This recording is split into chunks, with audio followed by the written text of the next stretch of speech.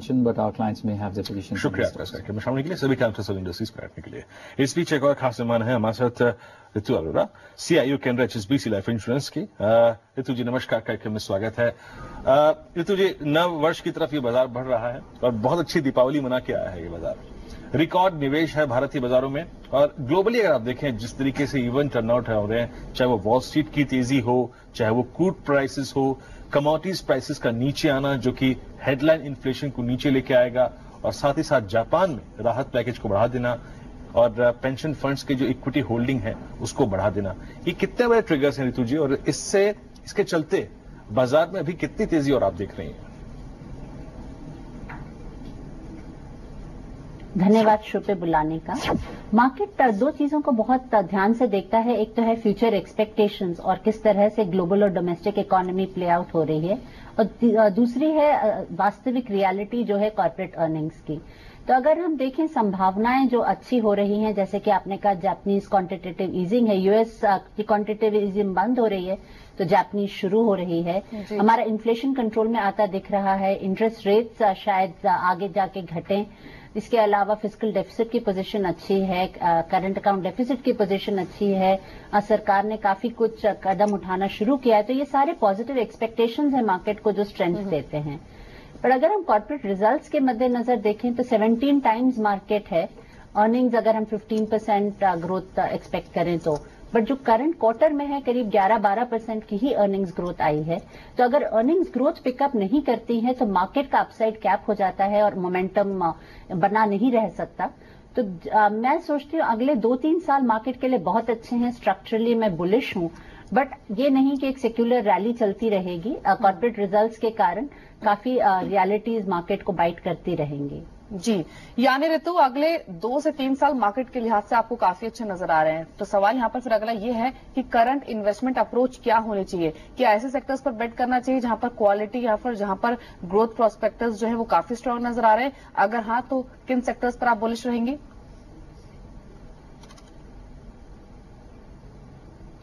एक balance portfolio का होना बहुत जरूरी है। अगर हम देखें पिछले 3 महीने में भी तो जो निफ्टी है जो कि टॉप 50 स्टॉक्स हैं उसमें और मिड कैप परफॉर्मेंस में बहुत अंतर नहीं रहा है, दोनों ने करीब 8-9% का ही रिटर्न दिया है। तो एक क्वालिटी पोर्टफोलियो बनाना जरूरी है। दूसरी चीज जो जरूरी है पोर्टफोलियो का बैलेंस्ड होना। अगर हम 3 महीने और 1 महीने के सेक्टर रिटर्न्स देखें तो काफी रोटेशन देखने को मिलता है। 2-3 ही ऐसे सेक्टर्स हैं जिनने 1 महीने में भी और 3 महीने में भी परफॉर्म किया, जैसे कि बैंकिंग, कैपिटल गुड्स, ऑटो।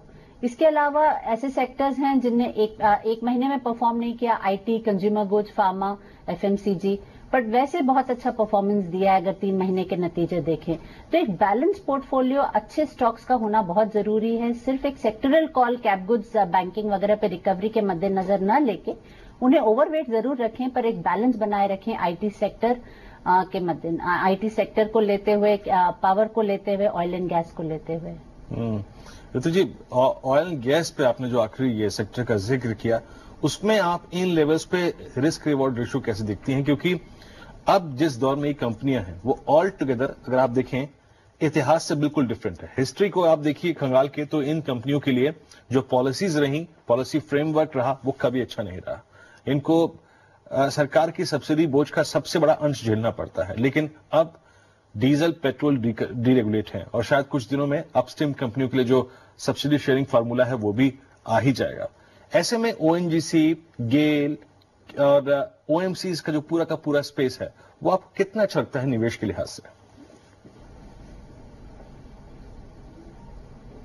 ये सेक्टर अच्छे हैं लेकिन एक बहुत बड़ा ओवरवेट मैं नहीं बनाऊंगी, क्योंकि अभी भी पॉलिसी अनसर्टेनिटीज बनी हुई है। क्रूड बहुत इम्पैक्ट करता है जिसपे हमारे देश का कोई कंट्रोल नहीं है, बट फिस्कल डेफिसिट के मद्देनजर भी और इन कंपनियों के लिए भी उसकी काफी सेंसिटिविटी रहती है। तो ये सेक्टर अच्छा है, बेहतरीन होता जा रहा है, बट इक्वल वेट सेक्टर ही मुझे लगता है।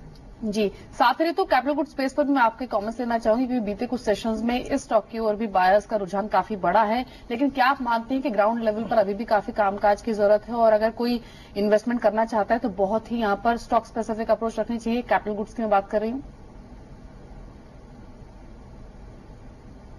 कैपिटल गुड्स ने करीब 3 महीने में 13% का रिटर्न दिया है, जो कि उनकी कॉर्पोरेट अर्निंग से काफी ज्यादा है। रिजल्ट्स में अभी कोई सुधार दिखता नहीं है और मुझे नहीं लगता अगले कुछ क्वार्टर्स तक दिखेगा भी। ऑर्डर बुक में भी कोई इंप्रूवमेंट नहीं है, तो यहाँ पे क्वालिटी होना बहुत जरूरी है पोर्टफोलियो में। ये ना सोचे कि सभी स्टॉक्स इस सेक्टर के चल जाएंगे, तो एक बैलेंस्ड अप्रोच रखें, क्वालिटी पे पूरा फोकस रखें, ब्रांड पे फोकस रखें, कैश फ्लोज पे फोकस रखें। रितु जी, आईटी पर आपकी राय क्या है? आज एक ऐतिहासिक दिन है। इन्फोसिस इस स्पेस की लीडर कंपनी आज अपने ऑल टाइम हाई पे कारोबार कर रही है, 41 रुपए पहुंच चुका है। जिस तरीके की अर्निंग्स दी हैं इन्फोसिस ने, टीसीएस ने, एचसीएल टेक्नोलॉजीज ने, विप्रो ने या फिर मिड कैप आईटी ने भी, उसको देखते हुए अभी कितना पैसा कमाने की मैडम आपको पॉसिबिलिटी लगती है यहाँ पर? यदि हम मार्केट के अर्निंग्स की बात कर रहे हैं तो उसमें सबसे लार्जेस्ट कंट्रीब्यूटर आईटी सेक्टर ही है। इसके अलावा एफएमसीजी है, फार्मा है। तो ये सेक्टर्स ऐसे हैं जिन पे अर्निंग्स की विजिबिलिटी काफी क्लियर है, कंसिस्टेंट है और क्वार्टर ऑन क्वार्टर डिलीवर करते रहे हैं। ये क्वार्टर थोड़ा सा माइल्ड रहा है, उस हिसाब से बहुत एग्रेसिव नंबर्स नहीं आए आईटी कंपनीज के, पर बहुत स्टेबिलिटी रहती है इनके नंबर्स में। मुझे ये सेक्टर बहुत पसंद है और काफी हद तक ये डोमेस्टिक चैलेंजेस से बफर्ड भी होता है। तो अगर हम मानते हैं यूएस में ग्रोथ रिकवरी हो रही है और इन जनरल मोमेंटम पॉजिटिव है, तो ये सेक्टर्स अच्छे नतीजे देते रहेंगे और मेरे पोर्टफोलियो में हमेशा आईटी सेक्टर्स ओवरवेट रहे हैं और बने रहेंगे। जी चलिए, बहुत बहुत शुक्रिया रितु जी, समय देने के लिए, जी बिजनेस को और तमाम सेक्टर्स पर, मार्केट्स पर अपने कमेंट्स देने के लिए। साथ ही देवांग, आपका बहुत बहुत शुक्रिया शो में शामिल होने के लिए और तमाम स्टॉक्स पर अपने राय रखने के लिए। फटाफट से बाजार पर एक नजर डाल लेते हैं। निफ्टी 13 अंकों की कमजोरी के साथ 8308 के लेवल पर कामकाज करा, लेकिन 8300 के ऊपर अभी भी बना हुआ और सेंसेक्स में भी करीब 36 अंकों की कमजोरी फिलहाल देखने को मिल रही है। इसी के साथ यहां पर एक छोटे से ब्रेक के लिए रुकेंगे और ब्रेक के बाद जब वापस लौटेंगे तो मृत्युंजय आपके साथ मौजूद रहेंगे कमोडिटी मार्केट्स का लेखा जोखा लेकर। ओपनिंग से पहले स्ट्रैटेजी आपकी क्या होनी चाहिए, मृत्युंजय के साथ। नमस्कार। नमस्कार।